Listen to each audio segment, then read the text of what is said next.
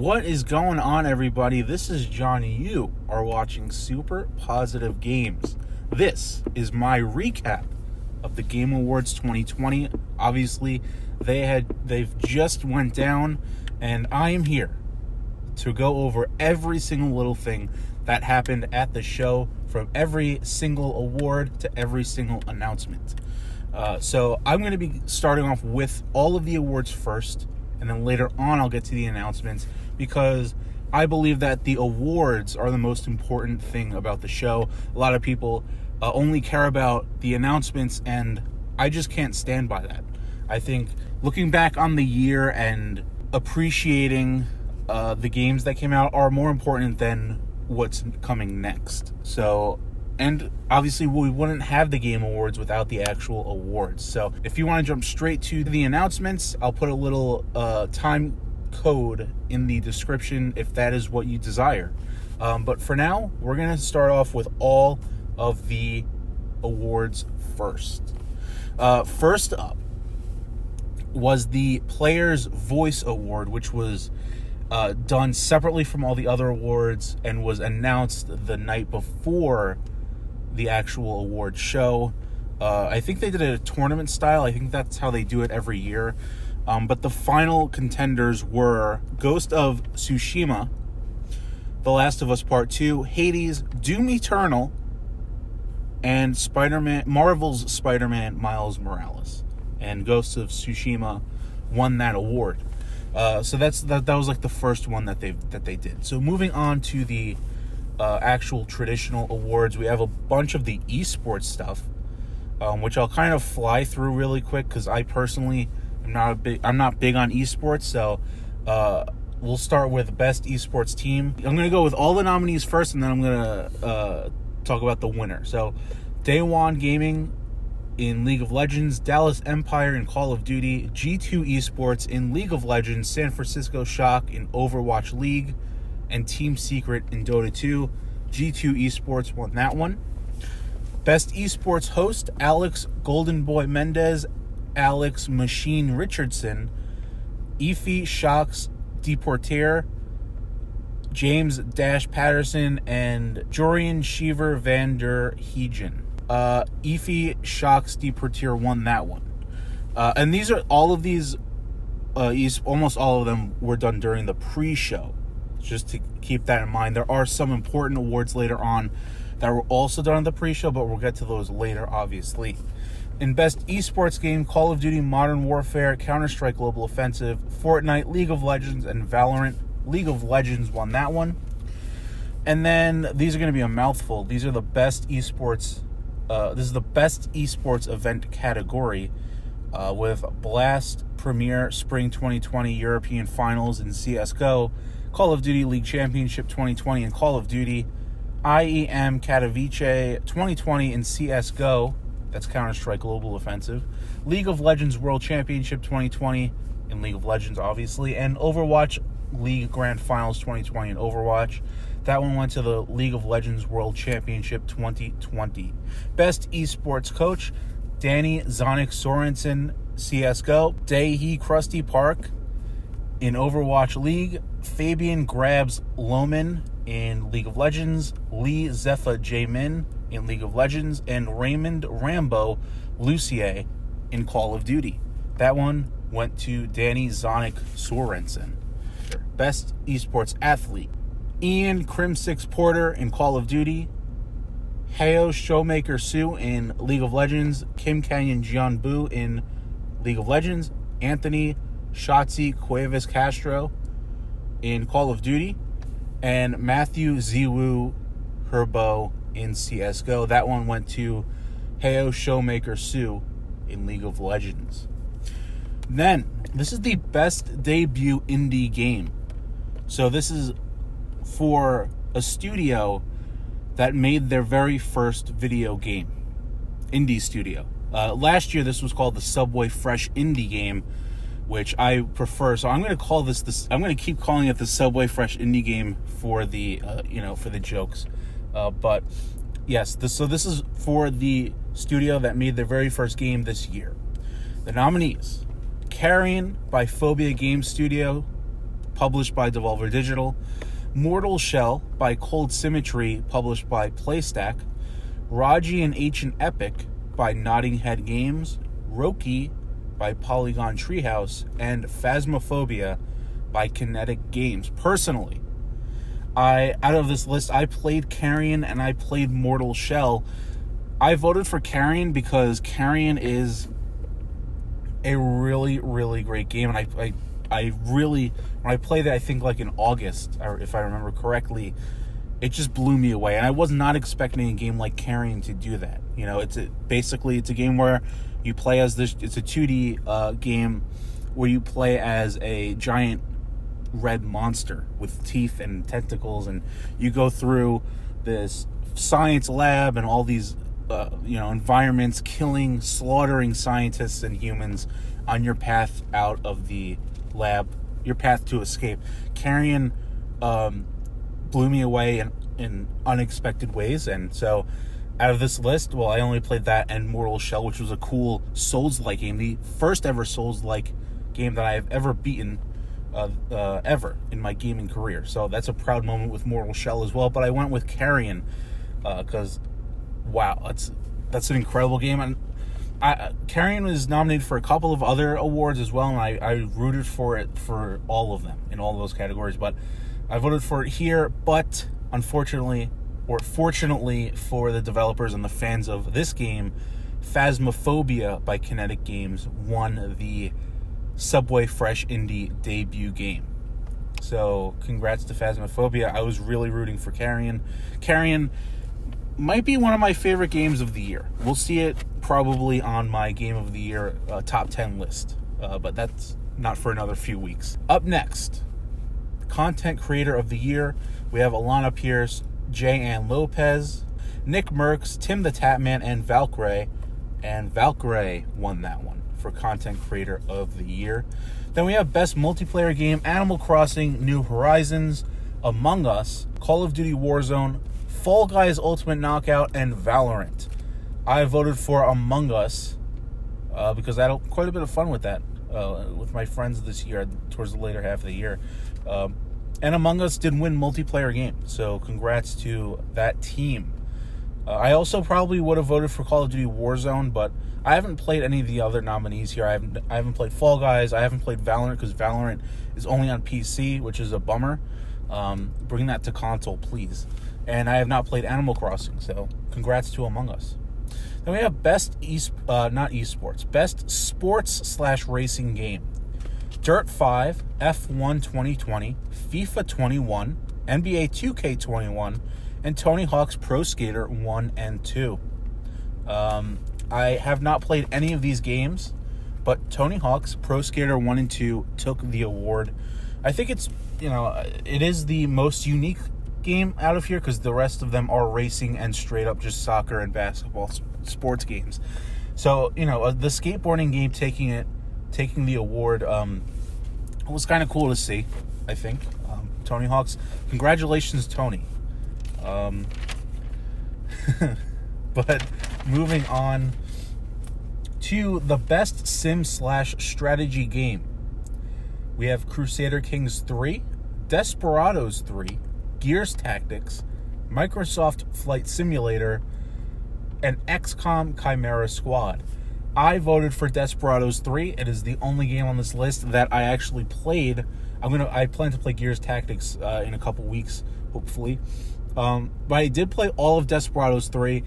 It is the first game of its type that I've ever played. It's this isometric stealth strategy game. I cannot say enough about it. I think that it is one of my favorite games, like Carrion, that I've played in 2020 so far. And it blew me away. Like, the stealth gameplay, the isometric stealth gameplay set in that Western world within the characters. You get play as these 5 unique characters with different abilities, different things going on. And a really, really good story as well. Not great story, but really good. Desperados 3, was a fantastic game, and I think it was slept on. I voted for it in this category, but Microsoft Flight Simulator took the award. I think it's weird because they mix these two separate game genres. Best simulator / strategy game. Those are, sims and strategy games are pretty separate. They don't really intertwine much, I don't think. So you have, the nominees were filled with, you got 4 actual strategy games, rather, and then 1 sim game in Microsoft Flight Simulator, which ended up winning. So, a weird category, but Desperados 3 got my vote. It'll probably end up in my top 10 games of the year list. Maybe. We'll see. But yeah, congrats to Microsoft Flight Simulator. We have more to talk about that game later, actually. So stay tuned for that. Next up, Best Family Game. Animal Crossing New Horizons, Crash Bandicoot 4 It's About Time, Fall Guys Ultimate Knockout, Mario Kart Live Home Circuit, Minecraft Dungeons, and Paper Mario The Origami King. That's 2 Mario games in there. This was actually done during the pre-show as well. And Animal Crossing took the award home. Out of these, I played Crash 4 and Minecraft Dungeons. I voted for Minecraft Dungeons, but Animal Crossing took the award. So congrats to Nintendo on that one. Animal Crossing also nominated for Game of the Year, but that is for later. Best Fighting Game, we have Grand Blue Fantasy Versus, Mortal Kombat 11 Ultimate, which, as I understand, is just a DLC package. It's not like an actual separate game from Mortal Kombat 11, but I digress. Street Fighter V Champion Edition, One Punch Man, a hero nobody knows, and Under Night in Birth EXE late bracket opening bracket CL-R closed bracket. That is a horrible title. I know it's supposed to be pronounced clear, but that's a terrible title. But anyway, Mortal Kombat 11 Ultimate won Best Fighting Game. Best Role-Playing Game, Final Fantasy VII Remake, Genshin Impact, Persona 5 Royal, Wasteland 3, and Yakuza Like a Dragon. The only one I played in this category is Yakuza Like a Dragon, but I haven't finished it yet. Final Fantasy VII Remake won. But shout out to Yakuza Like a Dragon. It's a fantastic game. Great storytelling, fantastic characters. One of my favorite games of the year so far. We'll see where that ends up on my list in a couple of weeks. But yeah, congrats to Final Fantasy VII Remake. Shout out to Yakuza Like a Dragon. And we have more Yakuza news in the announcement section of the video as well, so stick around for that. You already know who it is. Best Action/Adventure Game. Now this was weirdly a category that was done in the pre-show as well, because that's a pretty big category. Of course, action and adventure games are games that focus on, because there's also the best action game category. The difference here is that adventure games focus more on exploration and puzzle solving, I believe, and then for the just best action category, those games focus on games that have a bigger emphasis on the combat, the action combat. So this is for action adventure. Assassin's Creed Valhalla, Ghost of Tsushima, Marvel's Spider-Man Miles Morales, Ori and the Will of the Wisps, Star Wars Jedi Fallen Order, which is a game from 2019, but of course missed the cutoff from last year's Game Awards, so it was eligible for this year by the Game Awards standards. And The Last of Us Part 2. I voted for Ori and the Will of the Wisps. Fantastic game. Not so much big on the...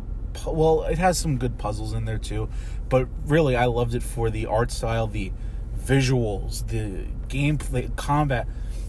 Ori 2 is fantastic. One of the best games I played this year again. I would have voted for Star Wars Jedi Fallen Order, but I don't think I necessarily agree with having 2019 games, like older games from the previous year, eligible for this year. So, I loved Star Wars Jedi Fallen Order, my third favorite game of last year, but I voted for Ori 2. But the winner of the category was The Last of Us Part 2, so congrats to that team, and shout out to Ori and the Will of the Wisps. Didn't win an award this year, was nominated for a couple of other categories, but couldn't pull one in, unfortunately. Best Action Game, Doom Eternal, Hades, Half-Life Alyx, Neo 2, and Streets of Rage 4. I voted for Doom Eternal. Doom Eternal, I mean, what can I say? It's Doom Eternal. It's fantastic. But the winner was Hades for Best Action Game. Next is Innovation in Accessibility. I think this is a new category. That's Assassin's Creed Valhalla Grounded, Hyperdot, The Last of Us Part 2, and Watch Dogs Legion. This is Watch Dogs Legion's only nomination this year. But the winner was The Last of Us Part 2 in Innovation in Accessibility. Best VR/AR Game, Dreams, Half-Life Alyx, Marvel's Iron Man VR, Star Wars Squadrons, and The Walking Dead Saints and Sinners. I voted for Star Wars Squadrons because it's the only one on the list that I played, but not in VR. I played it traditionally on a console, so I thought I'd give it the vote. But Half-Life Alyx did win the Best VR/AR Game award. Moving on to Best Community Support. This was also done in the pre-show. Apex Legends by Respawn Entertainment and EA. Destiny 2 for Bungie, from Bungie, rather. Fall Guys Ultimate Knockout by Mediatonic and Devolver Digital. Fortnite by Epic Games. No Man's Sky by Hello Games. And Valorant from Riot Games. I voted for Apex Legends because I am a big fan of Apex Legends. Fall Guys Ultimate Knockout by Mediatonic and Devolver Digital won the award. I included the developers and publishers in here too because it's for community support. How the developers listen to the community and are willing to change their game and evolve it along with the community as the game lives and breathes. So I thought it would be wise to include the studios that are willing to do that. Congratulations, Mediatonic, and all the nominees for listening to their communities. Best Mobile Game. Among Us, Call of Duty Mobile, Genshin Impact, Legends of Runeterra, and Pokemon Cafe Mix. That one went to Among Us. I also voted for Among Us. I'm not a big mobile gamer at all, but I did play a lot of Among Us this year, so congrats to Among Us. Best Indie Game. This is a big category. One of my favorite categories ever in the Game Awards in general. Love indie games to death. Carrion, Fall Guys Ultimate Knockout, Hades, Spelunky 2, and Spiritfarer. Out of this list, I only played 2 of them, and of course Carrion, but also Spiritfarer.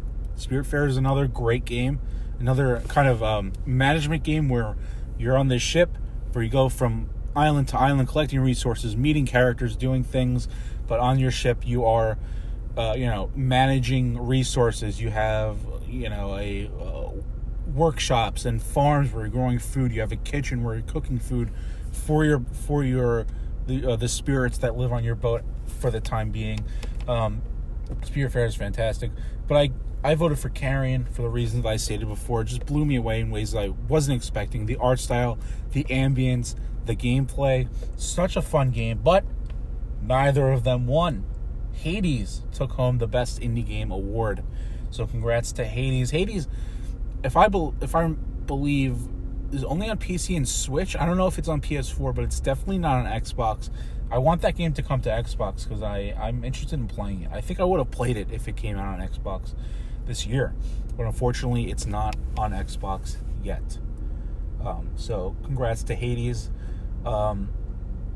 Hades was the Celeste of this year. If we remember back 2 years ago, Celeste, fantastic game, was nominated for all these awards, including Game of the Year. This indie game that made it into that tier of gigantic AAA games. Same with Hades this year, as it is also nominated for Game of the Year among a handful of this year's biggest games. So congrats to Hades. Shout out to Carrion and Spiritfarer.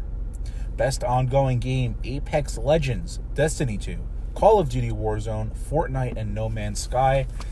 I voted for Apex Legends because I am such a big fan of that game once again, but No Man's Sky brought home the game award, which was kind of unexpected because, you got games like Fortnite, Call of Duty Warzone, Destiny 2 in there. So Destiny, No Man's Sky, turning the tables on us all with the best ongoing game win. Games for Impact, If Found, ... Kentucky Route Zero TV Edition, Spiritfarer, Tell Me Why, and Through the Darkest of Times. I have played 3 games in this nominations list. Of course, Spiritfarer, as I talked about. I also played Kentucky Route Zero this year, which is a phenomenal adventure game. It's a kind of point-and-click game, but it is fantastic. Such a great game.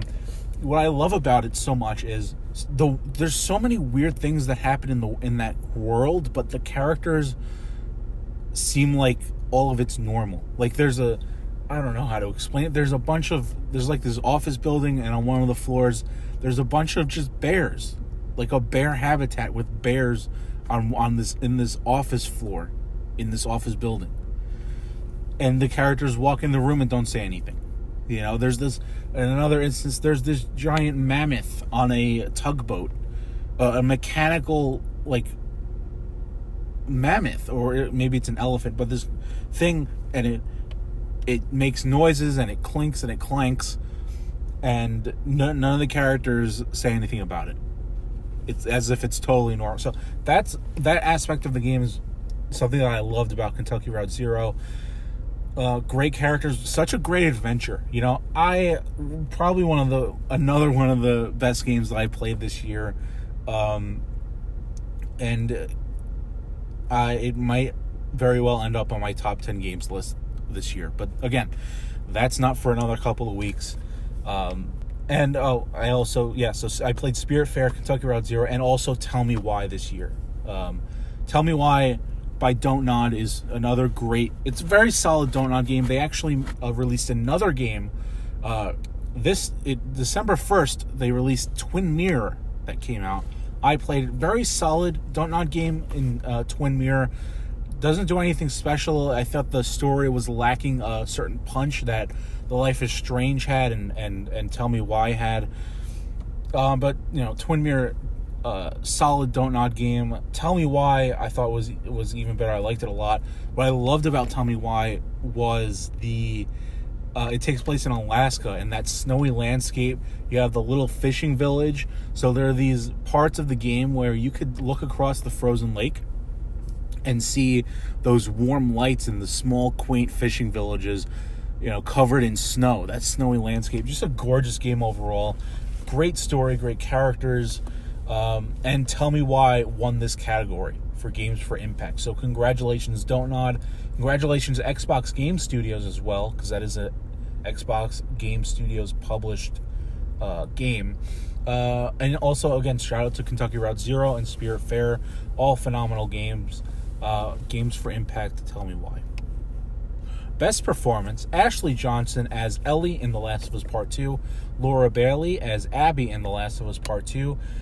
Daisuke Tsuji as Jin Sakai in Ghost of Tsushima. Logan Cunningham as Hades in Hades.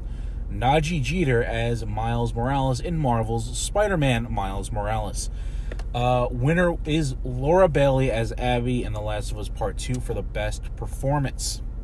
Moving on to Best Audio Design. Doom Eternal, Half-Life Alyx, Ghost of Tsushima, Resident Evil 3, and The Last of Us Part 2. I voted for Resident Evil 3 because I was excited to see a game that I enjoyed so much in Resident Evil 3 actually get nominated for an award. A lot of people didn't love Resident Evil 3 when it came out, but I loved it because of the replayability. It's such a short game, and I'll probably get into it more in my top 10 games of the year video in a couple of weeks, but because it's probably going to make that list. But yeah, I voted for Resident Evil 3 here. Had a ton of fun with it. And when I say fun, pure fun. I had pure fun playing that game over and over and over again. But Doom Eternal is also on this list. It was a close one between those two, but between Resident Evil 3 and Doom Eternal, but I gave it to Resident Evil 3 because I was happy to see it. Happy to see it nominated for something. But The Last of Us Part 2 won the category for Best Audio Design. The Best Score and Music, which was weirdly done at the pre-show. The Game Awards are known for including a lot of musical numbers and stuff like that throughout the show, but their Best Score and Music category is thrown on the side during the pre-show with, I don't understand that. Like, They could have done some kind of medley or something. I know they do the Game of the Year medley at the end before that reveal, but they could do something with the score and music categories, some kind of performance. Why not do a cool thing about it rather than just throwing it into the side in the pre-show? I don't know. I don't get it. But the nominees were Doom Eternal, Final Fantasy VII Remake, Hades, Ori and the Will of the Wisps, and The Last of Us Part 2. The two games that I played in this category were Ori and the Will of the Wisps and Doom Eternal. I could have went either way. They both have fantastic music, but I will say Doom Eternal's music didn't really grab me in a way that Doom 2016's music did. Like Doom Eternal, I didn't really notice the music. It didn't jump out at me. I wasn't consciously like, oh wow, this is fantastic. In moments of Doom 2016, there were like, holy shit, this music is going right now. Doom Eternal, I didn't have any of those moments, unfortunately, and that's probably why I gave Ori 2 the edge over it. But Final Fantasy VII Remake won Best Score and Music.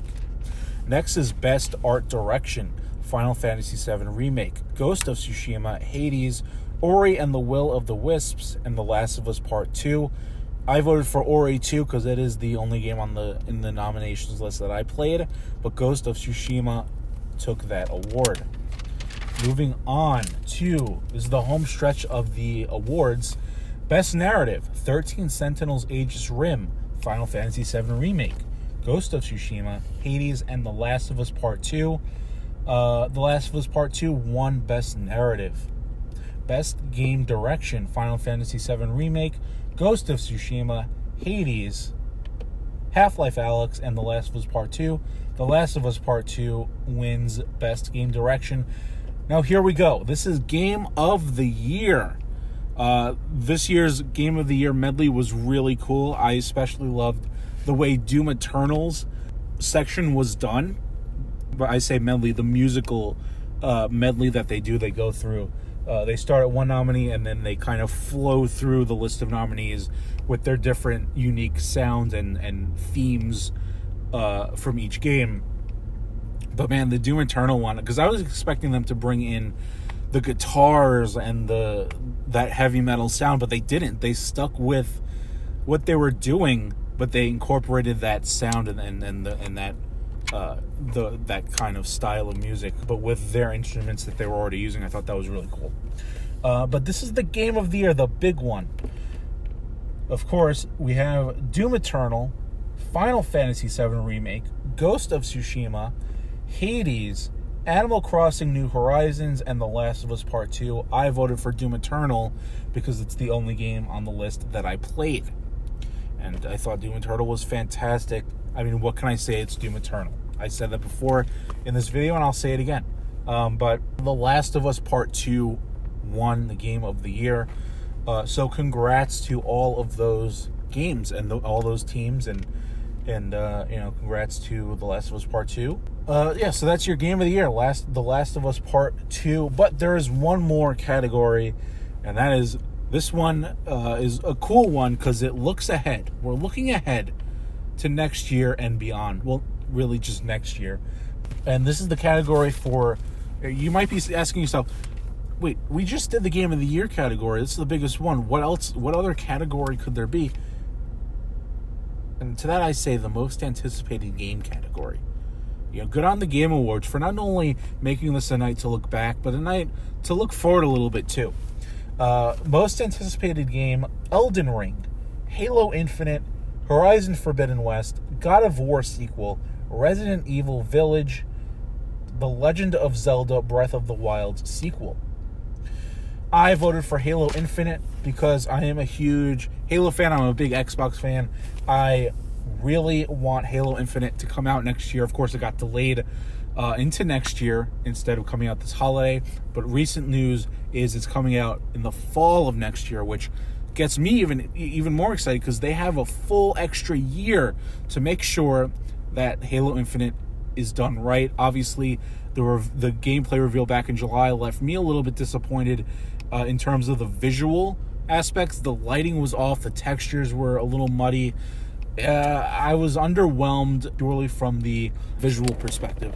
Was let a little bit down, and I think a lot of Halo fans and Xbox fans in general were a little bit let down in that regard in July with the original gameplay reveal. So the news that it got delayed an entire year gets me excited, because I know that they're gonna have the time to get this right. They know what's wrong. 343 knows what's wrong, and they know how to fix it, and they will fix it. They have an entire year to get that right. So Halo Infinite is my most anticipated game of next year, or at least from this list of nominees here.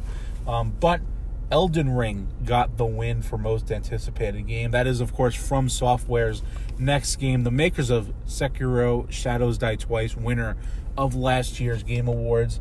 Everybody is clamoring for Elden Ring news. I'm not a huge From Software fan, but I'm willing to give it a try. I'm willing to listen and see what Elden Ring is all about. But yeah, so shout out to Elden Ring for most anticipated, and shout out to Halo Infinite. I cannot wait to see what 343, how they could turn it around, because Halo Infinite needs to be nothing short of astounding in every way, shape, and form. Like, it has to have fantastic gameplay, it has to have fantastic visuals, and it has to have an incredible story. And if it has all three, which I hope it does, it's going to be special. Now it's time to move on to the announcements. So these are the announcements. I'm going to start with everything that went on in the pre-show first, and then we'll get to the real show. First up is Loop Hero, coming in 2021. That's a Devolver Digital game. So to start off the pre-show, Devolver Digital came on. Nina Struthers from that whole crew, they did a little fun little, you know what they do at the E3 show every year. They have their own little kind of mock press conference. It's like a comedy show, and they had their own little comedy show Game Awards here. They showed off all of their already announced upcoming games as like if it was like an award show, but they also announced Loop Hero for the first time, coming 2021. Shout out to Devolver Digital. Up next was Tachia, a really cool looking game. Reminded me a lot of Moana. It has a lot of fun gameplay. I recommend you check it out. It's Tchia. A lot of cool gameplay switch ups and things going on. So that's Tachia. I don't think that's correct pronunciation. Maybe it's Chia, silent T. Next was Sea of Solitude Director's Cut, coming to Nintendo Switch on March 4th. So that's really cool. That's, of course, Joe May games from EA Originals. Sea of Solitude I played last year. Very solid game, pretty looking game, but it's coming to Nintendo Switch in the Director's Cut on March 4th. Up next was Shady Part of Me.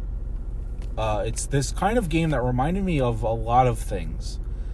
It reminded me of Compulsion Games' Contrast, if you remember that game. Contrast, I think from 2014, if I can remember correctly. It has 2D aspects, and you're jumping on shadows to get across the game levels. It's really interesting game. It's out now on Xbox One, PS4, PC, and Switch. That's Shady Part of Me. Then we have Myst, out now on Oculus. That's a VR game. Then we have Nier Replicant gameplay trailer. So Nier Replicant has this little subtitle called version, like a bunch of numbers. I'm only calling it Nier Replicant because I'm not going to go along with the bullshit of this version 1.987. None of that. Nier Replicant gameplay reveal trailer. So the gameplay of Nier Replicant looks really cool. I'm not as impressed as I was at, I played Nier Automata a couple years ago. That was a very great game from a gameplay perspective, but I'm still excited for Nier Replicant. It's one of my most anticipated games of next year, but the gameplay just, I don't know. It's not as impressive. It's not as exciting as, say, a Nier Automata, but I'm still excited for it. It's coming out April 23rd, 2021 for Xbox One, PS4, and PC, but we already knew all of that. Next was Century Age of Ashes, coming February 2021. It's this kind of, if you know about the Falconeer, that Xbox game, or I think it's called Crimson Dragon. It's one of those kind of flight combat games where you're flying a dragon, fighting all these other dragons. I think it's multiplayer as well. So that's Century Age of Ashes. Now, let's get into the real show. The real show. Started off with a Smash character reveal.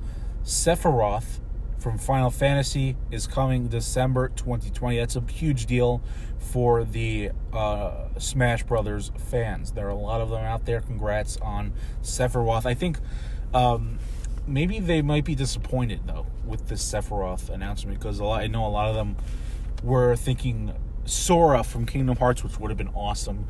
Maybe Master Chief or this or that. Sephiroth seems like a kind of okay character.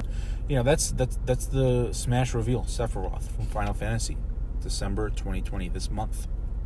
Then we have a big hitter in Perfect Dark.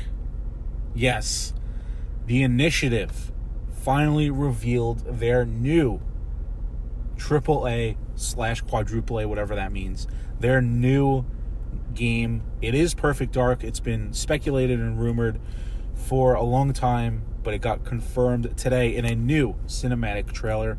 It looks awesome. It looks really cool. There's this world, it's Earth, and there are, I guess, global warming. This is my interpretation of the trailer. I think global warming got out of hand, and now there are these floods, there are these giant storms, there are these fires, and the corporations aren't really doing much about it, or they're, I don't know, something about the corporations.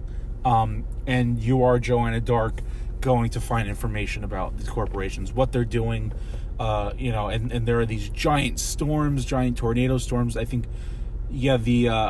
this trailer in particular took place in Egypt, so there are the pyramids going on. Like, oh my god! Like, I'm really excited for Perfect Dark. Xbox is doing some really great things. You know, that narrative about Xbox only has Halo, Gears, and Forza that plagued Xbox for most of the Xbox One generation. The narrative of Xbox has no games, that can finally be put to rest. Because, yes, they have Halo, Gears, and Forza. But now we know they also have Hellblade 2. They also have Avowed. They also have Fable. They now also have Perfect Dark. And they also have all of Bethesda, which I almost forgot about. Yes, they have all of Bethesda's games now. All of Bethesda's future games could very well end up being Xbox exclusives. Obviously, we won't know that until early next year when that deal finalizes.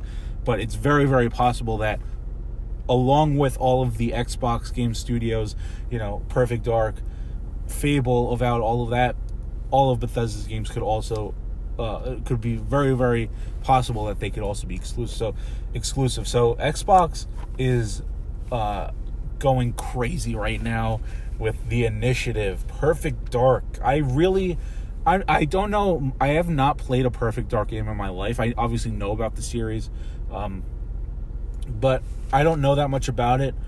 And I really want to see more. It's going to be apparently a first-person shooter, but before the trailer rolled, they had the head of the game production, I think the game director, I forget his name, but he was the director of Sunset Overdrive, if I remember correctly. He was talking about how this is a first-person game, but it's not going to be like a traditional first-person shooter. They're going to make sure that they incorporate spy combat in there. So there's not going to be AK, it's not going to be like Call of Duty, really, or Battlefield. No, you're going to play as Joanna Dark.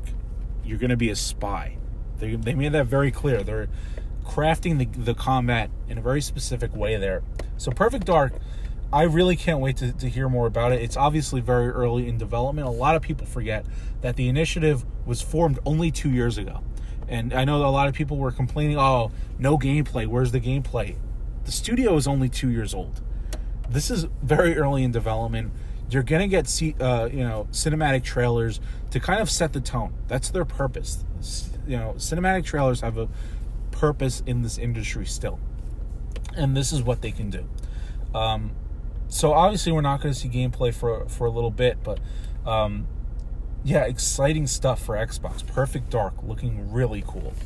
I'm going to link some of the coolest trailers in my opinion in the description, so you can go check those out after this. But yeah, Perfect Dark, shout out to Xbox with that one. Big game coming. Then we have Back 4 Blood got revealed. This is actually a Left 4 Dead 3, but it's called Back 4 Blood, with, of course, the 4 being an actual number 4, which I don't like. I hate that. But yeah, Back 4 Blood got revealed. Got gameplay reveal. It's coming June 22nd, 2021 for Xbox One, Xbox Series X and S, PS4, PS5, Steam, and Epic. So it looks really cool. I'm a huge fan of Call of Duty Zombies, which is what you're seeing right now, obviously, on the screen. But I'm kind of excited, regardless of the title, the terrible number 4 title. Regardless of that, I'm still very excited to see what it's all about. The gameplay looks really cool. It looks really, really nice.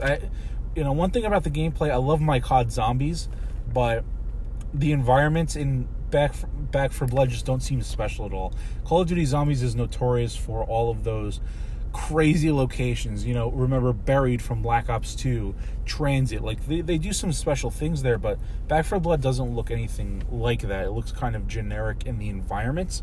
And to me, I know environments don't matter to a lot of people. Gameplay is king, blah, blah, blah. But environments and settings matter very much to me, especially in a multiplayer kind of zombies co-op game like Back 4 Blood. Next up is Scavengers. Got a little update. It's like this kind of live service, I think, survival game. But it's got a PC closed beta out now. Next, Hood, Outlaws, and Legends. It's a cool little, I think it's a fantasy or historical multiplayer. It reminded me a little bit of Assassin's Creed 4 multiplayer, where you're going in, you're assassinating, you're stealing things in a multiplayer game setting. So I don't know exactly what it's about. It looks cool. Graphically, it looks really cool. But it had, in quote, play early May 7th, whatever that means, on Xbox One, Xbox Series X and S, PS4, and PS5. Then we had a little Nintendo Indie World sizzle reel with nothing new announced there. After that, we have Forza Horizon 4 getting a Cyberpunk 2077 car called the Quadra Turbo R VTEC, coming free to the game on December 11th. So that's cool, a little Forza Horizon / Cyberpunk crossover. Then the Callisto Protocol, coming in 2022 by a studio called Striking Distance. I don't know much about Striking Distance, but this game, they're saying, is a spiritual successor to Dead Space. It's this horror game set in space on a moon of Jupiter, Callisto to be exact. It looks pretty cool, but it's a horror game coming 2022. Interesting. I'll keep my eye on that one. That's the Callisto Protocol. Up next, Warhammer 40,000 Dark Tide got a new gameplay trailer. That game, I don't like the title of 40,000, but the gameplay looks really, really fun. It's this melee combat / weapon combat game. I'll have my eye on that. Next up is Open Roads. So this is Fulbright's next game, an indie studio called Fulbright. If you don't know them, they did Gone Home in 2013, and in 2017 they did Tacoma. So this is their third video game called Open Roads. I am a huge fan of Fulbright. Love their work. I really fell in love with Tacoma 3 years ago, and ever since I've been wondering, what's their third game going to be? When are they going to be ready to show that? I've been curious about when this is going to happen, and it happened at the Game Awards 2020 with their third game, Open Roads. What's most interesting about this is it's set in a 3D world, 3D environment, but the characters So it shows two characters in a car driving along a road. It's a 3D world, but the characters and the car that they were driving in, if I remember that correctly, is 2D. So they're blending 2D art style with the 3D world, which is really, really cool. I suggest you go watch the trailer. They're not just switching back and forth between 2D and 3D. No, they're melding them together. So in the car, you see the 2D characters, you see the 2D car, but if you look through the window on the other side, you see the 3D environment still. Mind-blowing stuff from Fulbright. Of course, they're partnering with Annapurna as the publishers. Open Roads is going to be... I'm all for it. I cannot wait for Fulbright's next game, Open Roads. Go watch the trailer. It's pretty damn cool. Then, Disco Elysium, the Director's Cut, coming March 2021 for PS4 and PS5. If you didn't know, last year, Disco Elysium did a number at the Game Awards, winning a ton of awards left and right. They were the most winning game last year. And now they got the Director's Cut coming to PS4 and PS5 in March. I believe it's also coming, this has not been announced at the Game Awards, but I think it's also confirmed that it's coming to Xbox and maybe Switch, if I remember correctly, but definitely Xbox sometime in the summer of next year. So that's exciting. I've been wanting to play that game, but it has only been on PC so far. Disco Elysium, the Director's Cut. Up next, Dragon Age got a new trailer. Now, this is interesting because we knew a Dragon Age 4 was in development from BioWare, but this title is just Dragon Age. They dropped the 4. Does that mean this is some kind of platform moving forward? Is this a reboot? What's going on? I'm not big on Dragon Age. I don't know much about it at all. I barely played Inquisition a couple years ago, back I think 2014 when that came out. But a lot of people are excited for this new Dragon Age game. I think if they're going for a kind of reboot sort of deal where it's easier for new players to jump in, I think that I'm all for that. I would jump in a heartbeat, but it seems like they're continuing some of that story. So I don't know about my personal interest about the game, Dragon Age, but it got a new trailer. It looks cool. I'll have to wait and see. I'm not sold on it yet. Depends on what it actually is, but it's Dragon Age. Then, Endless Dungeon got a reveal trailer for Xbox One, Xbox Series X and S, PS4, PS5, Switch, and Steam. Up next, Crimson Desert by a studio called Pearl Abyss got a reveal trailer with a lot of gameplay in it. A very long trailer. This thing went on for like 5-6 minutes of just straight up gameplay action cuts.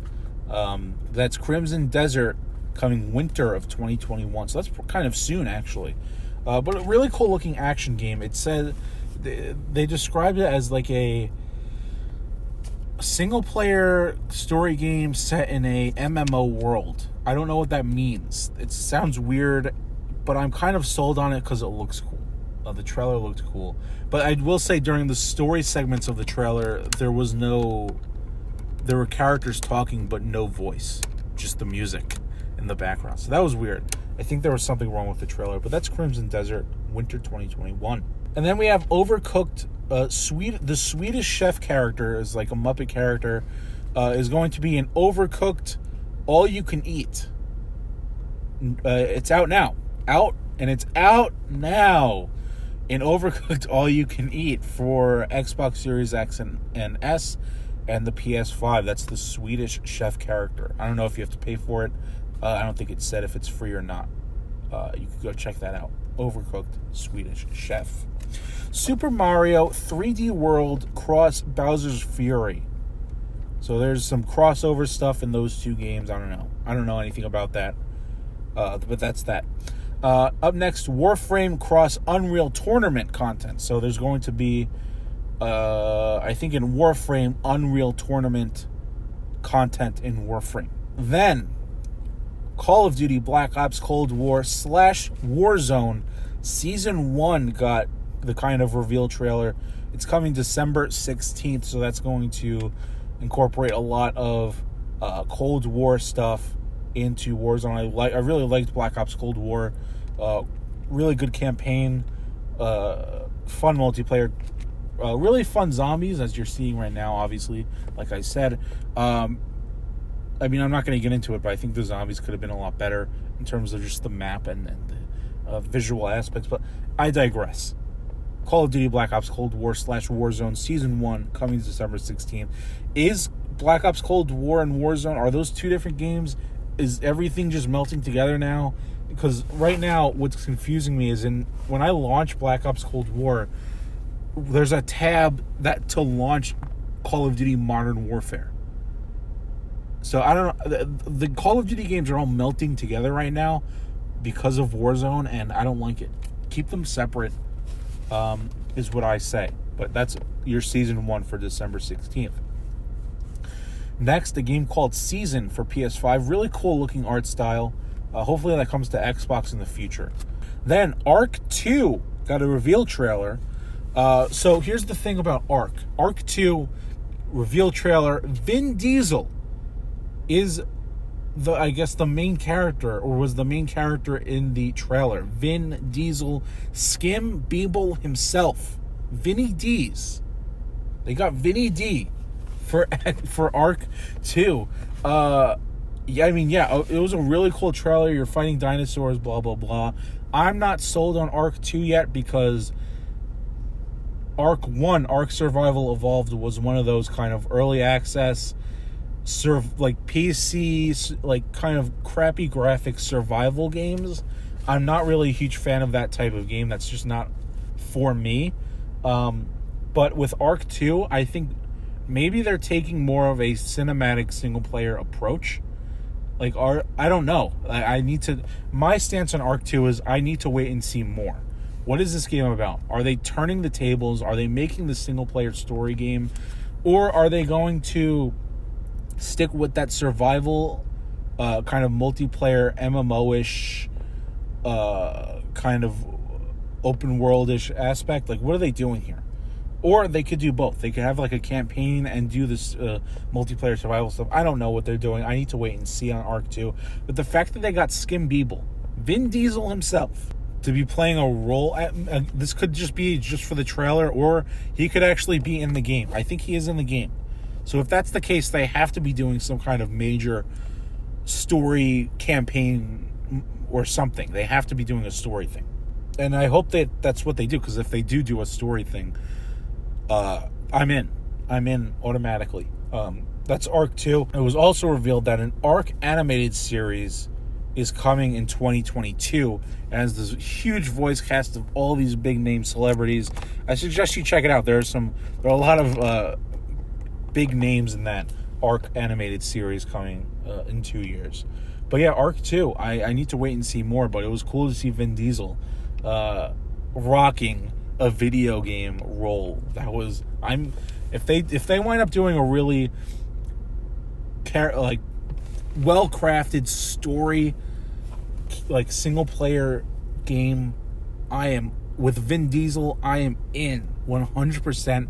But knowing the history of Ark Survival Evolved, knowing the kind of game that is, that kind of PC-ish survival multiplayer, doesn't look very good visually game. I don't know. I'm on the fence about it. But Ark 2, one of the biggest trailers of the award show, solely because of Vin Diesel. For those keeping track at home, this is actually Vin Diesel's second straight Game Awards appearance. Obviously, as we remember, last year he came and presented the Game of the Year award last year. Here he is this year in a video game, Ark 2.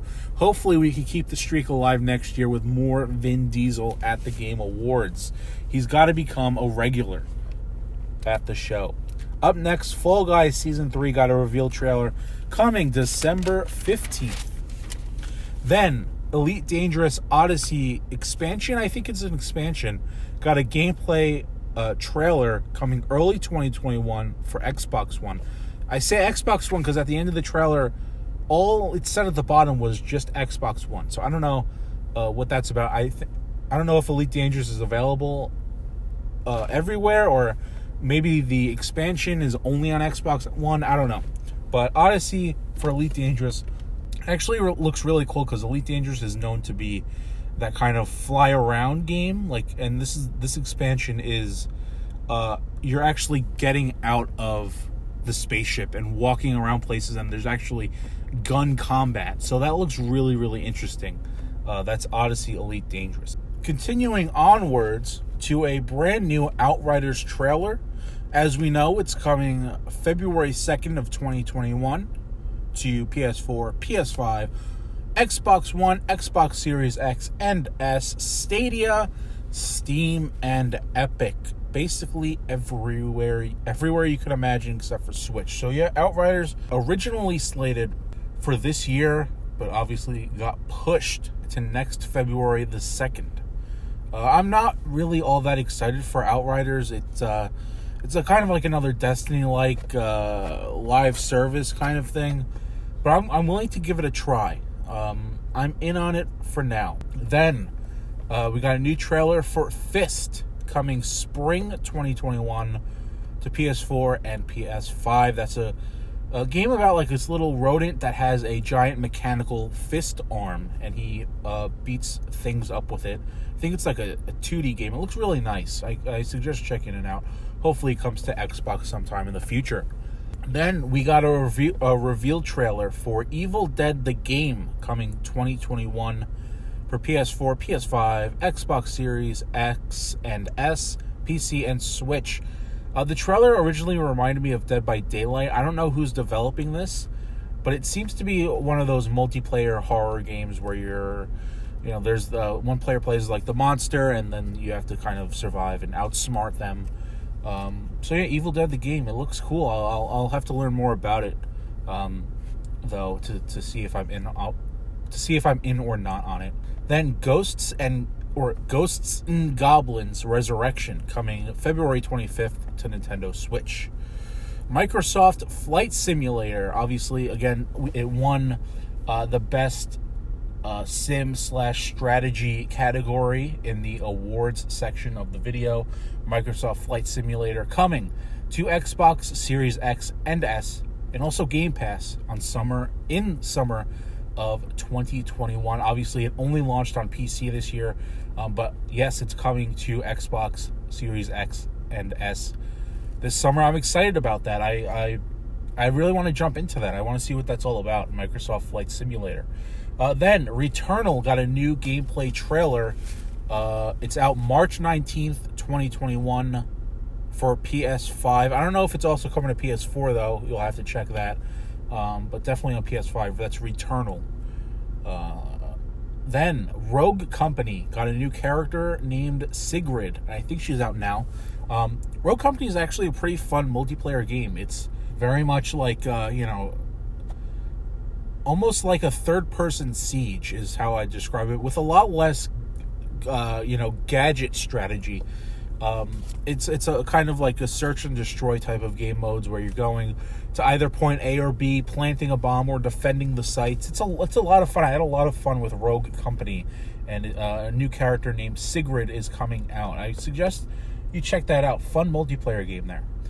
Then Super Meat Boy Forever is coming on December 23rd. The iconic Super Meat Boy sequel. And then a Infoless Genshin Impact got an ad. I had that written down. Genshin Impact ad, but nothing new was announced about any part of the game. It just appeared as an advertisement. I don't know why I even wrote that down. But after that was a game called Road 96. It's a really cool looking. I think it's an indie game. I don't have any other information in my notes about it for some reason, but it's like this kind of road trip story adventure game. I think it's an indie game. Looks really, really cool. I'm gonna have my eye on that Road 96 reveal trailer. Exciting stuff there. I'm gonna have to take another peek at that trailer to see if there's any other information I might have missed, because all I have here in my notes is just Road 96. So I'll have to check that out again. Next is It Takes Two. Got a new gameplay reveal. So this is It Takes Two is Hazelights. If you remember Hazelight from the makers, they're the makers of A Way Out. That's Joseph Fares and his team. making It Takes Two. It's this kind of, how do I describe it? It's a co-op only kind of adventure game. A lot of platforming, a lot of party kind of game modes. And actually, the trailer, I suggest you check it out. It's really, really well done trailer. It reminded me of like an animated movie trailer, honestly. Like the characters, there's the narrator, I think, all really, really well done. I hope the game is like that, because it feel the how the story and the characters are presented feels like a animated like Disney movie. It's really well done. But yes, that's Haze Light's game. This is also being done under EA Originals, so it's an EA Originals game. EA Originals, of course, known for the Unraveled series, known for Faye. They have a really good program going there with, Sea of Solitude, also released under that program. So EA Originals puts out some good stuff, and It Takes Two is coming out on March 26th. So keep an eye on that one. The trailer's really well done. Then the Elder Scrolls Online Gates of Oblivion got a reveal trailer. New expansion for that game coming next year, 2021. That's for you Elder Scrolls Online fans. Then Destiny 2 Beyond Light got an advertisement with no new info, just like Genshin Impact, just an advertisement. I don't know why I wrote these down. They're just ads for existing games with no info. So, moving on to Star Wars Tales from the Galaxy's Edge, coming November 19th. And I have a question mark there because November 19th was last month. So I don't know what's going on there. Was that like a typo in the trailer? I'm not sure. This is a Star Wars VR game set in, I guess, Galaxy's Edge, coming to Oculus. Maybe it's out now. Is that what that means, November 19th? I don't know. But you're going to have to check that out on your own to get the actual truth behind this November 19th weird release date for this VR Star Wars game. Next was a Hyrule Warriors Age of Calamity ad. Nothing new there, just an ad. Again, I don't know why I wrote those down. Oddworld Soulstorm got a new trailer coming spring 2021 for the PS4, PS5, and Epic Games Store. Monster Hunter Rise got a new trailer. It's out March 26th on Switch. I don't know if that's a kind of expansion for Monster Hunter World or if it's an actual sequel, but is as of right now only coming to Switch. So I don't know if that's like a side thing. It looks visually like Monster Hunter World. It's definitely using the same engine, same assets and everything. So I don't know what that's about. But coming March 26th to Switch, Monster Hunter Rise. Evil West got a reveal trailer coming in 2021 to Xbox One, Series X and S, PS4, PS5, and PC. Evil West, this is it's made by Flying Wild Hog, who makes the Shadow Warrior series. They made Shadow Warrior 1, 2, and Shadow Warrior 3 is coming out next year. One of my most anticipated games from them. This is not under Devolver Digital, like Shadow Warrior 3 is. This is Evil West. You need to check out this trailer because it is sick. It's this badass cowboy doing all these cool things and all these monsters and werewolves and all this thing, all this stuff. Like it's really cool trailer. Arguably one of not the coolest, one of the coolest trailers from the show. That's Evil West by Flying Wild Hog, makers of Shadow Warrior, coming next year. Exciting stuff there. I'm going to really keep my eye on that because that looks dope. Scarlet Nexus got a brand new trailer coming summer 2021 to Xbox One and Xbox Series X and S. Scarlet Nexus is kind of anime-looking game, really cool-looking action game. I'm all in on Scarlet Nexus. It's coming to the Xbox platform in the summer. Thunder Tier 1 got a gameplay trailer. This is kind of like an isometric multiplayer, military multiplayer shooter, but it's isometric. That's Thunder Tier 1. Then Among Us got a new map reveal called The Airship, coming early 2021. That one's looking kind of cool. It's kind of like this kind of high-end looking airship, kind of almost like a cruise but in the air. It looks cool. You could do different things, like for example, in the trailer, you could, after meetings, you could select which room you want to spawn in after the meeting instead of all being grouped up at the beginning of each round there. So that's cool. New Among Us map called the Airship early next year. Fortnite gets a Master Chief reveal, and he's available right now in the game. That's right. For all you Fortnite fans, all you Halo fans, Master Chief is now in Fortnite as a skin. Additionally, they had a cool little red versus blue skit there announcing the Blood Gulch map from Red versus Blue, I believe, is in creative mode, and it's out now. Additionally, in Fortnite, Daryl Dixon and Michonne from The Walking Dead have been revealed for Fortnite.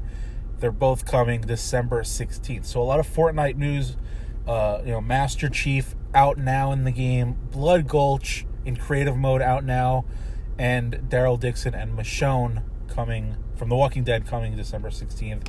For all you Fortnite fans, that's a big deal. They're doing really cool stuff with Fortnite, incorporating all of these different pop culture universes. It's really cool to see. Although I don't play Fortnite from the outside, some dope stuff happening in Fortnite. Then Rocket League got a Season 2 trailer, which I believe this trailer might have already existed in the wild, but it showed up here at the Game Awards. So here comes the big Game Pass hullabaloo, because there's a lot of Game Pass stuff happening. This was the Game Pass section of the show. First and foremost, The Elder Scrolls V Skyrim is coming to Game Pass on December 15th. Then we got a Game Pass sizzle reel of existing games that have already been announced for Game Pass, including games like Destiny 2 Beyond Light, Doom Eternal, Siege, Control, Dragon Quest XI-S, Tetris Effect Connected, Unto the End, Halo Master Chief Collection, and Star Wars Jedi Fallen Order, and all of EA Play coming December 15th. So those were like existing announcements. But they had a coming next section. So these are all brand new Game Pass announcements. So here we go. There's a lot of them.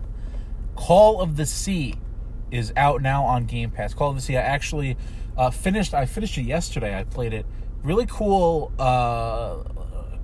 first person, almost like a walking sim with a lot of heavy puzzle elements. It's a puzzle game. Reminding me a bit of Firewatch or What Remains of Edith Finch, but not as, I didn't think it was as good as those games. Those are top tier indie games in my eyes. But Call of the Sea is a cool little puzzle adventure there, and I recommend it if you're looking for something like that. It's out now on Game Pass. Haven is out now on Game Pass. Morecred is out now on Game Pass. Super Hot Mind Control Delete is out now on Game Pass. That's the Super Hot sequel. Greedfall is out now on Game Pass. Neoverse is coming soon to Game Pass. Killer Queen Black is coming soon to Game Pass. The Medium is coming soon to Game Pass. Then Cyber Shadow is coming soon to Game Pass. Among Us is coming soon to Game Pass on PC. And then here's the big Game Pass news. Yakuza 3 Remastered, Yakuza 4 Remastered, Yakuza 5 Remastered, and Yakuza 6 The Song of Life are all coming soon to Xbox Game Pass. That's some huge news because, as we know, historically, the Yakuza franchise has been mainly a PlayStation, Sony franchise for years and years and years. That now all these games are coming to Xbox. Of course, Yakuza Like a Dragon launched on the Xbox last month. And they had Yakuza 0 and I think 1 already on Game Pass earlier this year, but now we're getting Yakuza 3, 4, and 5 remastered, plus Yakuza 6, The Song of Life, all coming soon to Xbox Game Pass. That is very huge news. So that was a lot of brand new Xbox Game Pass announcements here at the Game Awards 2020. So that's for all of you Xbox Game Pass subscribers. There are a lot of you. Enjoy all that stuff, especially Yakuza. I'm personally just getting into Yakuza. Yakuza Like a Dragon last month was the first Yakuza game that I've ever played. I think I mentioned this in the awards section earlier in the video. But yeah, that was my first ever Yakuza game. Didn't finish it yet. Plan to eventually. It's a long-ass game. But yeah, I'm excited to have the rest of the Yakuza series, or at least the most of it, now available on Xbox. A lot of it via Xbox Game Pass. So, cool stuff from Xbox Game Pass. Moving on, we are at the home stretch of the announcements. Just Cause Mobile is coming soon. Just Cause, it's not a great series. And to have a mobile game, it's just my personal opinion. But, you know, if you're into mobile games or Just Cause, that's coming soon for you. Fallout 76 Season 3, The Scribe of Avalon, got a reveal trailer. No release date for it, though, included in the video.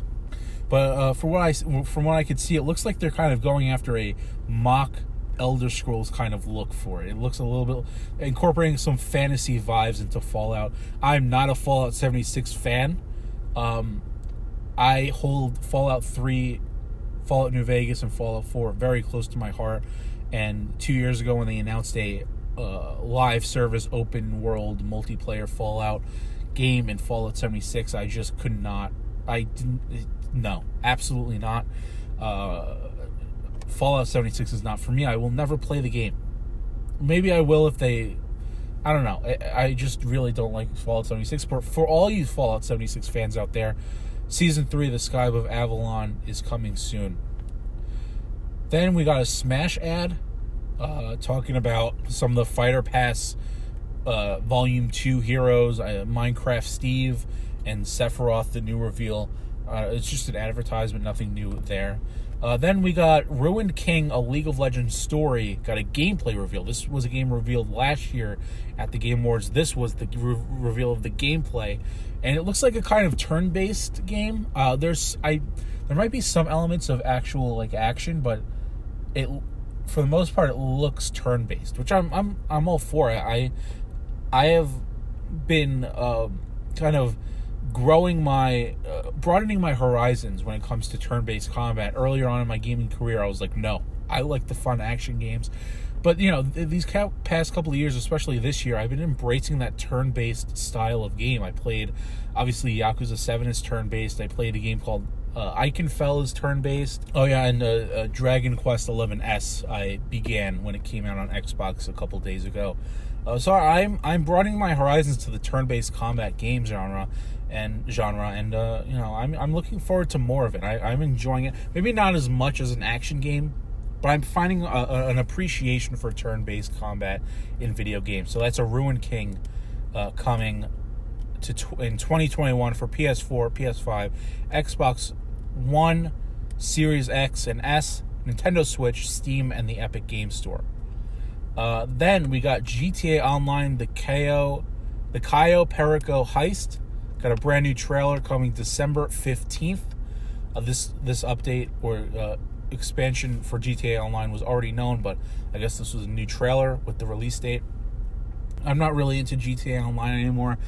I used to play in the earlier days, but you know they're doing way too much stuff. I mean it's all good. Good for them, and good for that player base, keeping it alive for now 7 years. You know, it's going strong still, but, you know, it's just not for me anymore. There's too much going on there for me in GTA Online. Maybe I'll jump in. I don't know. I'm not promising anything. But, yeah, that's the Cayo Perico Heist, December 15th.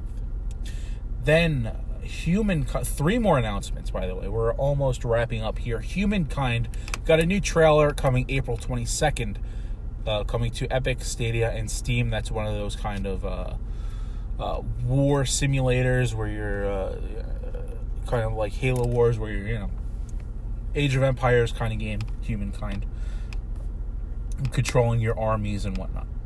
Medal of Honor Above and Beyond got a new trailer. It's out right now for Oculus and Steam. That's Respawn behind Medal of Honor Above and Beyond, makers of obviously Apex and Star Wars Jedi Fallen Order and Titanfall. Making this Medal of Honor VR game. It's out now on Oculus and Steam.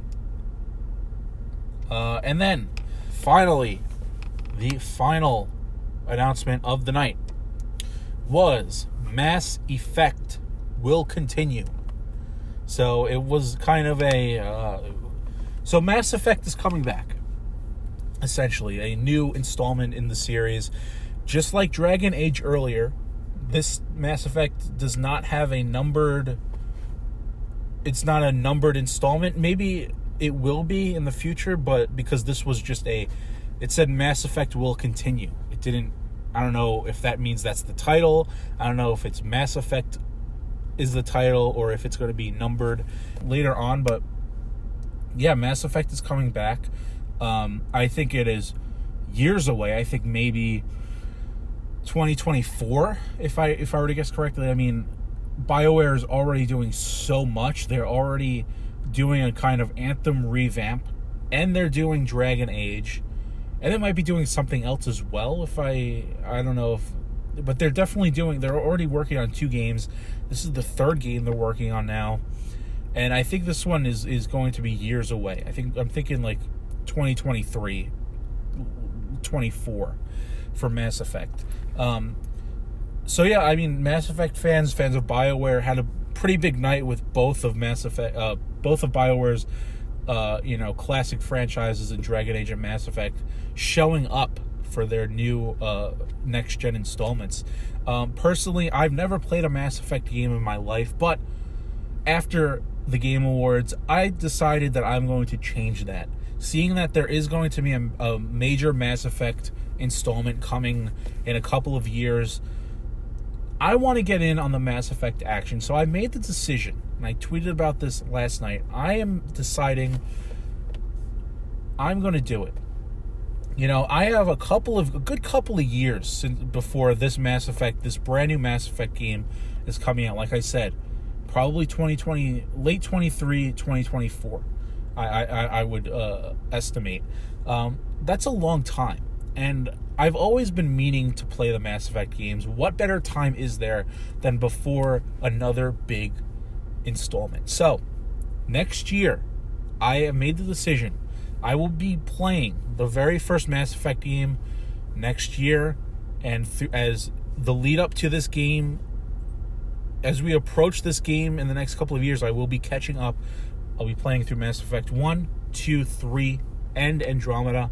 Now, I don't know how exactly I'm going to do that. Do I want to play the original versions on the 360? Do I want to play the... I think there's a Legendary Collection coming out next year with all 3 or 4 games remastered or something like that. I don't know how I want to do that yet, but I know that I want to do it. I want to play those 4 Mass Effect games and be ready for this new Mass Effect installment, whatever it ends up being called, whenever that comes out in 23, 24, like I estimated. So I'm taking a stand against me never having played a Mass Effect game in my life. I'm going to do it starting next year. So that's that. That's my little announcement for the Game Awards.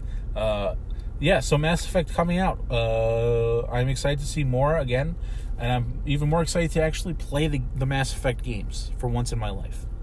I'm probably going to do something similar to like what I did with BioShock. From 2016 to 2019, those 4 spring seasons, I played 1 BioShock game. So in 2016, BioShock 1, 17, I did 2, in 18, I did 3, and then in 2019, I played all the DLC. So I'm probably going to do something similar to that.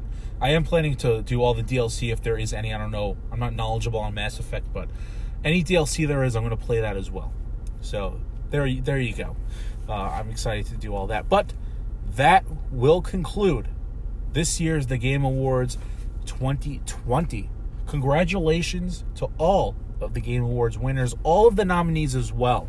Some of the highlights for the winners, I think, all the Sony games did well.